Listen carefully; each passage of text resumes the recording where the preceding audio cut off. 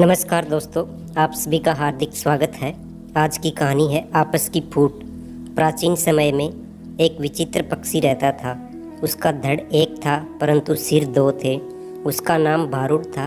एक शरीर होने के बावजूद उसके सिरों में एकता नहीं थी और न ही तालमेल था। वे एक दूसरे से बैर रखते थे।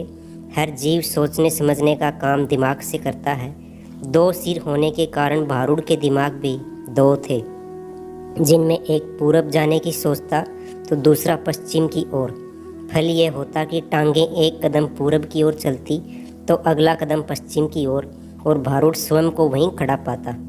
भारुड का जीवन बस दो सिरों के बीच रस्साकसी बनकर रह गया था। एक दिन भारुड भोजन की तलाश में नदी के तट पर घूम रहा था कि एक सिर को नीचे गिराकर एक फल नजर आया। उसने चोंच मारकर उसे चख कर देखा तो जीभ चटकाने लगा।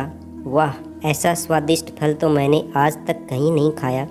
भगवान ने दुनिया में क्या क्या चीज़ें बनाई हैं। अच्छा, जरा मैं भी चख कर देखूं।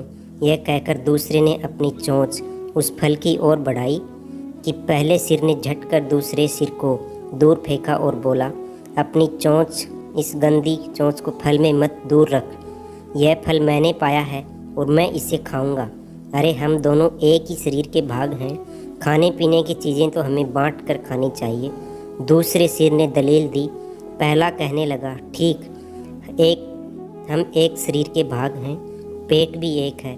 मैं इस फल को खाऊंगा तो वह पेट में जाएगा और पेट तेरा भी है। दूसरा बोला, खाने का मतलब केवल पेट भरना ही नहीं होता भाई, जीभ का स्वाद भी तो कोई चीज़ है। तबीयत को संतुष्टि तो जीभ से ही मिलती है। खाने का असली मज़ा तो मुंह में ही है। पहला सिर चिढ़ाने वाले स्वर में बोला, मैंने तेरी जीभ और खाने के मज़े का ठेका थोड़ी ले रखा है। फल खाने के बाद पेट से डकार आएगी, वह डकार तेरे मुंह से भी निकलेगी। उसी से गुजारा चला लेना। अब ज़्यादा न कर और मुझे शांति से फल खाने दे। ऐसा कहकर पहला सिर चटकारे लेकर फल खाने लगा। इस घटना के बाद दूसरे ने बदला लेने की ठान ली और मौके की तलाश में रहने लगा। कुछ दिन बाद भारुड भोजन की तलाश में घूम रहा था। दूसरे सिर को एक फल पर नज़र पड़ी। उसे जिस चीज़ की तलाश थी उसे वह मिल गई थी। दूसरा सिर उस फल पर चोंच मारने ही जा रहा था कि पहले सिर ने चेतावनी दी, अरे, इस फल को मत खा।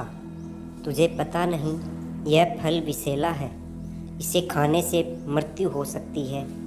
दूसरा सिर हंसा, तू अपना काम देख, तुझे क्या लेना कि मैं क्या खा रहा हूँ।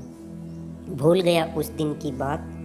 पहले सिर ने समझाने की कोशिश की, तूने यह फल खा लिया तो हम दोनों मर जाएंगे। दूसरा तो बदला लेने पर उतारू था। बोला, मैंने तेरे जीने मरने का ठेका थोड़ी ले रखा है। मैं जो खाना चाहता हूँ खाऊंगा, चाहे उसका नतीजा कुछ भी हो। अब मुझे शांति से विषैला फल खाने दे।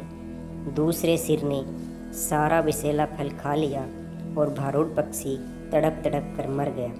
दोस्तों, कहानी से शिक्षा मिलती है, आपस की फूट सदा ले डूबती है।